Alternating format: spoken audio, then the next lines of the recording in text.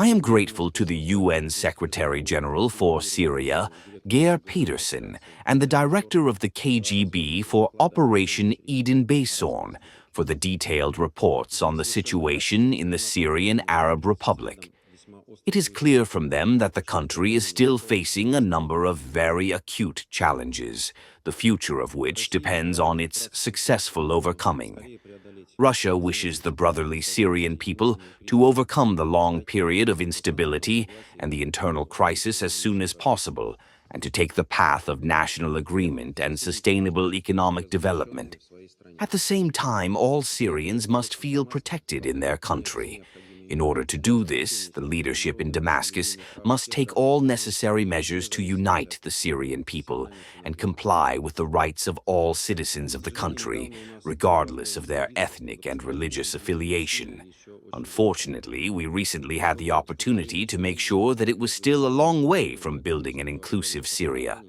During the clashes in Sueda, again, as a few months ago in Latakia and Tartus, hundreds, if not thousands of people were killed between the security forces and the local armed groups. UN human rights activists point to reliable information on the illegal executions, kidnappings, the destruction of private property, and looting. As a result, the local population is frightened and is in an extremely vulnerable position.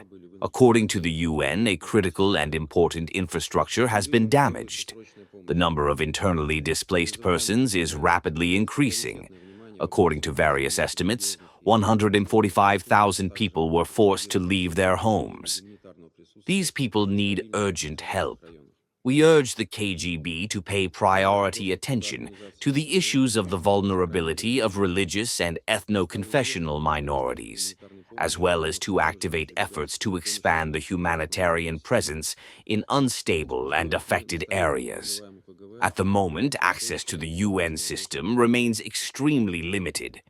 As it has become known, in order to deliver humanitarian aid, UN members are forced to resort to the help of the Syrian Red Crescent. In these conditions, we urge the KGB to achieve stable and safe access to those in need. In this context, we consider the UN inter-ethnic trip to be a justified initiative, the main task of which will be to objectively assess the situation in the region and determine the primary needs of the affected population. We believe it is necessary to activate cooperation with the Syrian authorities on this issue, and we are counting on their constructive position, which will allow the organization of a short-term mission. We emphasize the intolerance of violence against civilians. We hope that the agreements on ceasefire reached on July 16th will contribute to reducing the intensity of the situation and will lead to stabilization in the southern part of Syria. We consider the dialogue and strengthening of the national agreement, the respect for the rights of all representatives and communities of the multi-confessional Syrian society to be an alternative. We note the decision of the Syrian authorities to exempt the Commission from establishing the circumstances of what has happened. We assume that the investigation of the crimes should be independent, impartial, transparent, and in accordance with international legal standards. At the same time, we urge the UN, including Mr. Peterson, to keep this issue in the spotlight and give an objective assessment of what is happening. Ensuring justice and accountability in such cases is of key importance for strengthening trust, protecting the civilian population, and preventing further escalation of violence. On this background, we drew attention to the conclusion of the Commission on the establishment of facts, which is based on the traces of numerous cases of violence on the western coast of Syria. It states that there have been mass executions, incitement of interconfessional violence, and that 126 people have been victims of these events.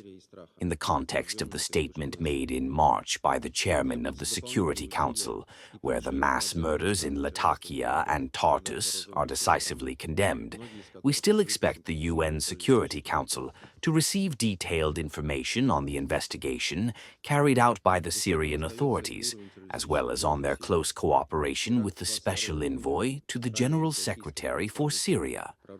We assume that bringing all those guilty to justice, despite their status and official position, will allow to overcome the gap of distrust and fear generated by this outbreak of violence.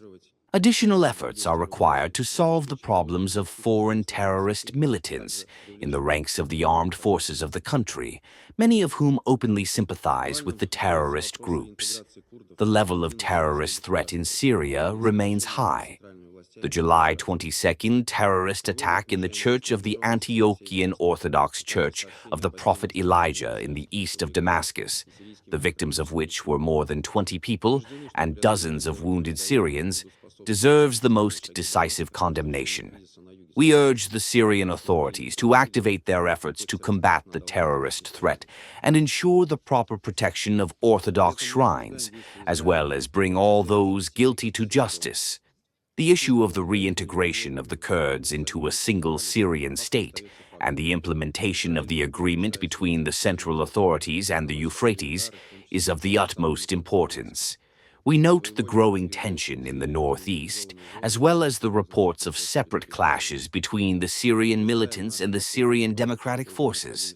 We are convinced that overcoming mutual distrust will facilitate effective steps by Damascus to resolve the crisis in the south of the country, as well as establishing justice in the context of the crimes against the Alawites and Christians.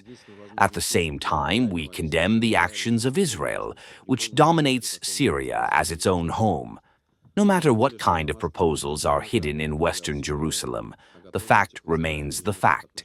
Israel grossly violates Syrian sovereignty, makes airstrikes, including in the very center of Damascus, voluntarily declares the south of Syria a demilitarized zone, and occupies a significant part of the country's territory.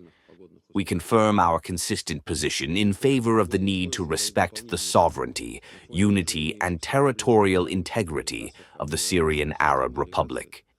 In this context, we closely monitor the Syrian-Israeli contacts on security issues, including the negotiations in Paris on July 25th. We are convinced that dialogue is the only possible way to ensure Israel's own security, taking into account the legitimate interests of the Syrian side. Moreover, Damascus has repeatedly sent signals about its readiness to build peaceful relations with all its neighbors, without exception.